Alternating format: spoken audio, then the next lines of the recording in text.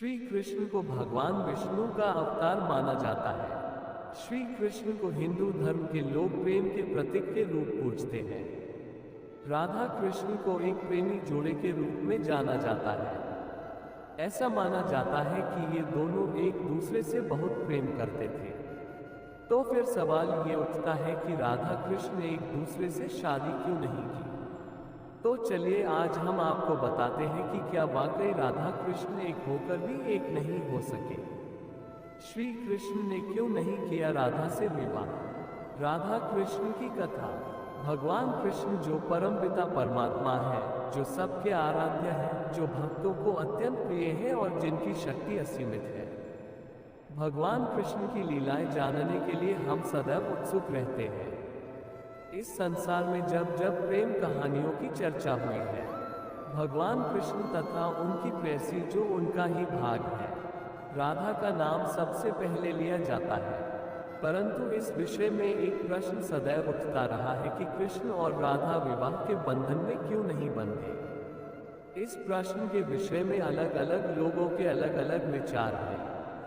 अलौकिक प्रेम कहानी। पौराणिक कथाओं में राधा कृष्ण की अलौकिक प्रेम कहानी का विस्तृत वर्णन है, जहां एक ओर कृष्ण को एक कूटनीतिज्ञ तथा प्रेमी के रूप में वर्णित किया गया है, वहीं दूसरी ओर राधा को सदा कृष्ण प्रेम में रमी हुई प्रेमिका के तौर पर दर्शाया गया है। ये बात सर्वोपरि है कि राधा कृष्ण की प्रेम कहानी बचपन में ही आरंभ हो गई थी। ये सत्य है कि प्रेम और उम्र का कोई संबंध नहीं है। उम्र बढ़ने के साथ उनका प्रेम पनपता रहा, परंतु उनका अलग हो जाना ही नियति का निर्णय था। राधा रानी तथा कृष्ण का केवल प्रेम का ही नहीं अपितु आध्यात्मिक संबंध भी था। यहाँ हम आपको भगवान कृष्ण से जुड़े कुछ ऐसे आध्यात्मिक सत्य बताएंगे जो बहुत कम लोगों को ज्ञात है। राधा कृष्ण का विवाह। जहाँ तक कि राधा कृष्ण के विवाह का प्रश्न है, तो क्या ये सत्य है कि वे इस बंधन में नहीं बंधे? शायद नहीं। भगवान कृष्ण तथा राधा रानी का विवाह स्वयं ब्रह्मा जी ने ही करवाया था। पुराणों के अनुसार एक बार श्री कृष्ण नंद बाबा की गोद में बचपन का आनंद उठा रहे थे। आकाश में तूफान के साथ बिजली कड़क उठी। नंद बाबा को किसी शक्ति का आभास हुआ। आपको जानकर आश्चर्य होगा कि यह शक्ति स्वयं राधा रानी ही थी। राधा के आने के पश्चात कृष्ण ने बाल रूप से किशोर रूप धारण किया। ब्रह्मा जी ने इसी समय राधा कृष्ण का विवाह कराया। विवाह के समय राधा रानी की सखियां ललिता तथा विशाखा भी उपस्थित थे। विवाह के पश्चात ब्रह्मा, राधा, विशाखा एवं ललिता अंतर्ध्यान हो गए तथा कृष्ण भगवान अपने मूल रूप यानी बाल रूप में वापस आ गए। अभिमन्यु राधा का विवाह। परंतु राधा के विवाह के संबंध में पुराणों में एक और भी उल्लेख है। राधा का विवाह जटिला नामक एक गोपी के पुत्र अभिमन्यु के साथ हुआ था। यह विवाह योगमाया के कहने पर संपन्न कराया गया था, जिसके प्रभाव के कारण राधा और अभिमन्यु कभी एक दूसरे के समीप नहीं आ पाए। राधा कृष्ण के प्रेम और आध्यात्मिक संबंध को समझना असंभव ही है। जगत गुरु शिला प्रभुपाद ने राधा कृष्ण के संबंध को इस संसार से परे तथा मनुष्य की समझ से बाहर सर्वोच्च तथा अत्यंत सुंदर संबंध की संज्ञा दी है। हिंदू धर्मव्रतों के अनुसार जब जब धरती पर पाप बढ़ा है, तब तब भगवान विष्णु किसी न किसी रूप में धरती पर पापियों का विनाश करने के लिए प्रकट हुए हैं। वामन अवतार, नरसिंह अवतार, मत्स्य अवतार, रामावतार, कृष्ण अवतार, ये सभी इस बात के प्रमाण हैं। शास्त्रों में विष्णु जी के 10 अवतार का उल्लेख मिलता है। इनमें से अब तक वे 9 अवतार ले चुके हैं, लेकिन कलयुग में भगवान का अंतिम अवतार होना अभी बाकी है। ऐसा माना जाता है कि जब कलयुग अपनी चरम सीमा पर पहुंच जाएगा, तब विष्णु जी कल्कि अवतार लेकर कलयुग का अंत करेंगे। उसके बाद फिर धर्म की स्थापना करेंगे। कल्कि अवतार आज भी लोगों के लिए एक रहस्य है। हर कोई जानना चाहता है कि भगवान विष्णु अपना कल्कि अवतार कब लेंगे, कहाँ लेंगे, उनका रूप कैसा होगा, उनका वहाँ क्या होगा। ऐसे तमाम सवालों के जवाब श्रीमद् भागवत गीता में मौजूद हैं। कल्कि अवतार का वर्णन। भागवत गीता में भगवान श्री कृष्ण ने कहा है कि जब जब धर्म की हानि होती है, अधर्म तथा पाप का बोलबाला होता है, तब तब धर्म की स्थापना के लिए मैं अवतरित होता हूँ। श्रीमद् भागवत पुराण के 12वें स्कंद में लिखा है कि भगवान का कल्कि अवतार कलयुग के अंत और सतयुग के संधि काल में होगा। शास्त्रों की माने तो प्रभु श्री राम और श्री कृष्ण का अवतार भी अपने अपने युगों के अंत में हुआ था। इसलिए जब कलयुग का अंत निकट आ जाएगा तब भगवान कल्कि जन्म लेंगे।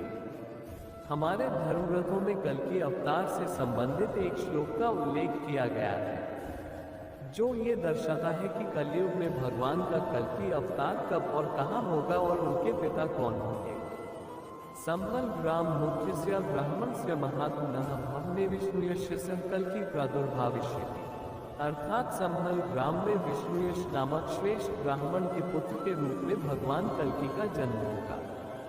ये देवदत्त नाम के घोड़े पर सवार होकर अपनी तलवार से दुष्टों का संहार करेंगे। तभी सतयुग प्रारंभ होगा। भगवान विष्णु का कल्कि अवतार निष्कलंक अवतार के नाम से भी जाना जाएगा। इस अवतार में उनकी माता का नाम सुमति होगा। इसके अलावा उनसे 3 बड़े भाई भी होंगे, जो सुमंत, कवि और प्राज्ञ के नाम से जाने जाएंगे। याज्ञवल्क्य जी उनके पुरोहित और भगवान परशुराम गुरु होंगे। पत्नियां एवं पुत्र, भगवान श्री कल्कि की 2 पत्नियां होंगी, लक्ष्मी रूपी पद्मा और वैष्णवी रूपी रमा। उनके पुत्र होंगे जय, विजय, मेघमाल तथा बलाह।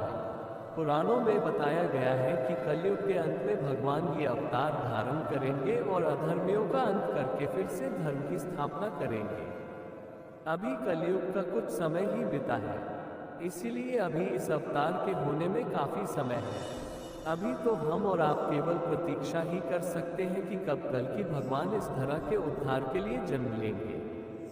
भगवान कृष्ण ने महाभारत काल में ही कलयुग का विस्तार पूर्वक वर्णन कर दिया था। कलयुग में लोग कैसे होंगे, जीवन कैसे व्यतीत होगा, लोगों का व्यवहार एक दूसरे के प्रति कैसा होगा, ये सब उस काल में ही बताया जा चुका था। यहाँ हम प्रस्तुत करेंगे भगवान कृष्ण द्वारा कलयुग के बारे में बताई गई 5 कड़वी बातें, जो आज 100% सच हो रही है। कलयुग के सत्य। महाभारत काल में 5 पांडवों के मन में कलयुग के बारे में जानने की जिज्ञासा थी। उन्होंने श्री कृष्ण से एक बार पूछा कि कलयुग में मनुष्य कैसा होगा, लोगों के विचार कैसे होंगे और मोक्ष प्राप्ति कैसे होगी। ये प्रश्न सुनकर श्री कृष्ण ने 5 पांडवों को वन में जाने को कहा। साथ ही ये भी कहा कि तुम जो कुछ भी वहां देखो उसे मेरे पास आकर विस्तार से बताना। श्री कृष्ण का आदेश पाकर 5 भाई वन गए और कुछ समय बाद वापस आए। फिर एक एक कर 5 भाइयों ने वन में जो देखा था वो भगवान कृष्ण को बताया। युधिष्ठिर के प्रश्न। सबसे पहले युधिष्ठिर ने श्री कृष्ण को बताया कि उन्होंने वन में 2 सूंड वाले हाथी को देखा। तब कृष्ण ने कहा कि कलयुग में ऐसे लोग राज करेंगे जो बोलेंगे कुछ और करेंगे। ये लोग दोनों ओर से शोषण करेंगे। भीम के प्रश्न। उसके बाद भीम ने बताया कि उसने वन में देखा कि एक गाय अपने बच्चे को इतना चाट रही थी कि उस बच्चे का खून निकलने लगा। तब श्री कृष्ण ने इसका अर्थ बताया। श्री कृष्ण ने बताया कि कलयुग का मनुष्य अपने बच्चों से इतना आसक्त होगा कि ऐसी ममता के कारण बच्चों का विकास ही रुक जाएगा।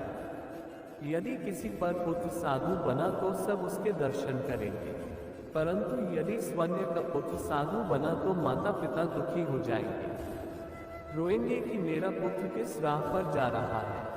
कलयुग में लोग बच्चों को मोहमाया और परिवार में ही बांध कर रखेंगे। इस तरह उसका जीवन वही नष्ट हो जाएगा।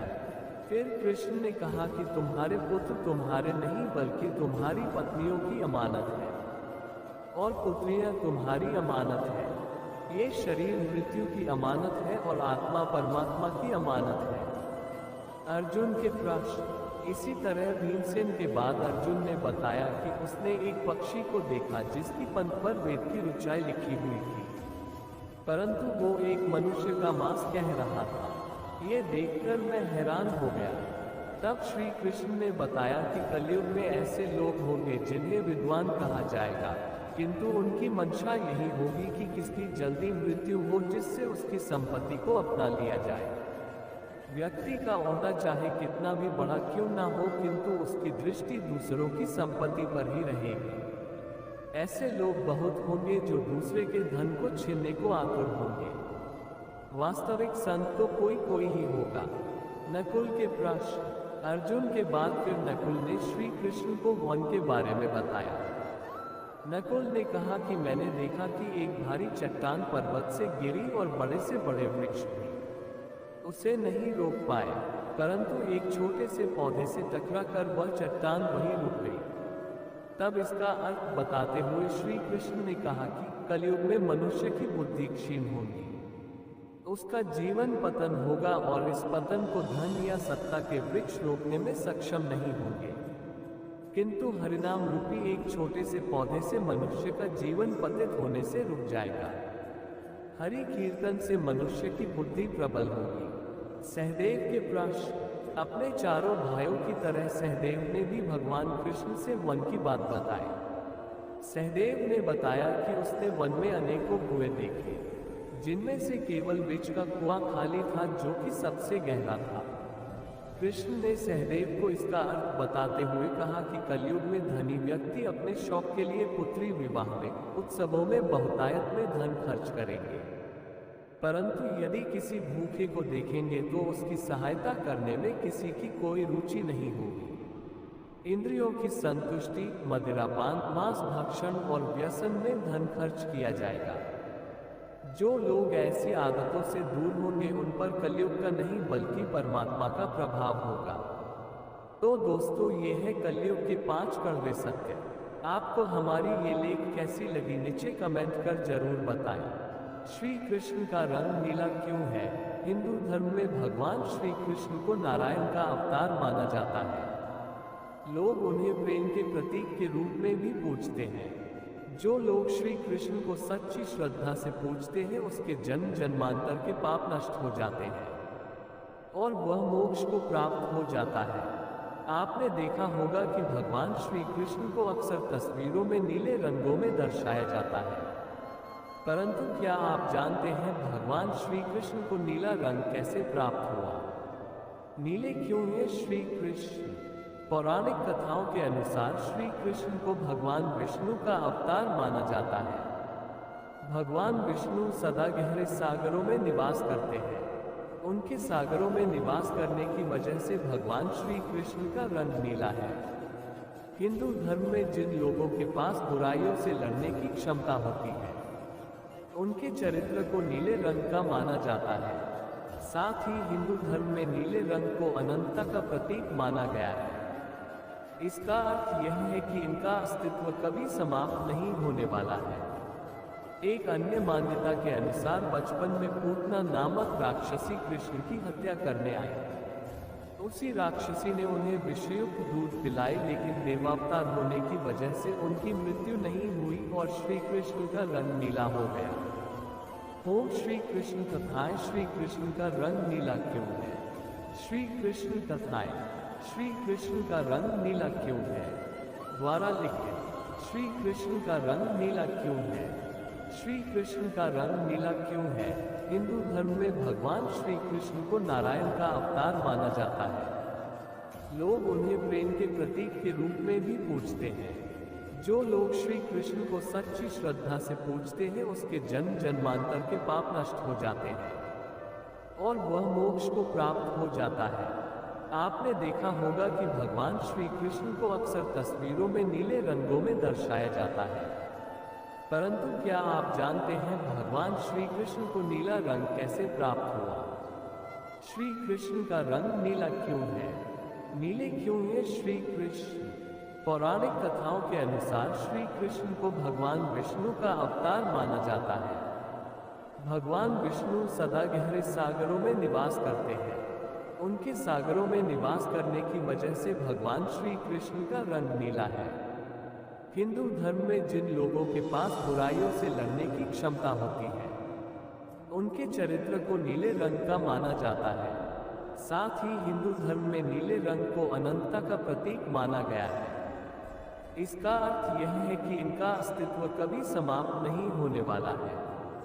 एक अन्य मान्यता के अनुसार बचपन में पूतना नामक राक्षसी कृष्ण की हत्या करने आई। उसी राक्षसी ने उन्हें विषयुक्त दूध पिलाई, लेकिन देवावतार होने की वजह से उनकी मृत्यु नहीं हुई और श्री कृष्ण का रंग नीला हो गया। कालिया नाग की कथा। ये भी कहा जाता है कि यमुना नदी में एक कालिया नाम का नाग रहता था, जिसके कारण गोकुल के सभी निवासी परेशान थे। अतः श्री कृष्ण जब कालिया नाग से लड़ने गए, युद्ध के समय उसके विष के कारण भगवान कृष्ण का रंग नीला हो गया। इन सब के अलावे विद्वानों का ये भी मानना है कि भगवान श्री कृष्ण के नीला होने का कारण उनका आध्यात्मिक स्वरूप है। श्रीमद् भागवत गीता के अनुसार भगवान श्री कृष्ण का नीला रूप सिर्फ उन्हें देखने को मिलता है जो कृष्ण के सच्चे भक्त होते हैं। प्रकृति और श्री कृष्ण के संबंध। श्री कृष्ण का रंग नीला क्यों है? भगवान श्री कृष्ण के नीले रंग के पीछे एक मान्यता ये भी है कि प्रकृति का अधिकांश भाग नीला है, जैसे आकाश, सागर, झरने आदि नीले रंग के दृष्टिगोचर होते हैं। अतः प्रकृति के एक प्रतीक के रूप में होने की वजह से इनका रंग नीला है। ऐसा भी माना जाता है कि भगवान श्री कृष्ण का जन्म सभी बुराइयों का विनाश करने के लिए हुआ था, इसलिए श्री कृष्ण ने एक प्रतीक के रूप में नीला रंग धारण किया। ब्रह्म संहिता के अनुसार श्री कृष्ण के अस्तित्व में नीले रंग के छोटे छोटे बादलों का समावेश है, इसलिए श्री कृष्ण का रंग नीला है।